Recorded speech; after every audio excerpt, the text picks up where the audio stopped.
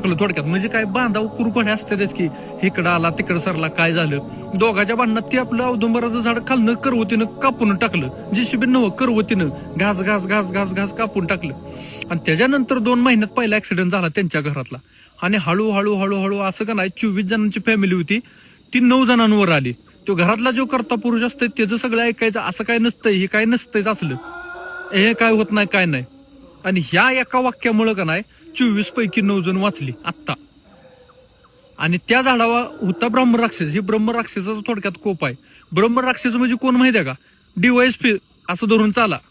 आणि चेडा चिटूक म्हणजे पोलीस धरून चाला. मी समजण्यासाठी म्हणतोय बरं का. ब्रह्मराक्षसाच्या नादी लागायचं म्हणजे विषयच नाही हो. बरं तो पण साधकच ब्रह्मराक्षस म्हणजे. आणि दत्त महाराजांचा मोठा भक्त, त्याला कोण काय करणार? कुठला म्हणजे गादीवाला किंवा काय, त्याला फक्त नाथ पंथातलाच माणूस लागतो किंवा मग आगोर पंथातला. ती पण त्यांच्याकडे त्या सिद्धी पाहिजे त्या. मग ती ब्रह्मराक्षसाची सेटलमेंट आली. बाबा असू दे तोडलंय दुसरीकडे तू शिफ्ट हो बाबा, त्याला पर्याय नाही. पण त्या पद्धतीचा साधक पाहिजे, नाहीतर त्याला सुद्धा तोडवलं म्हणून समजायचं.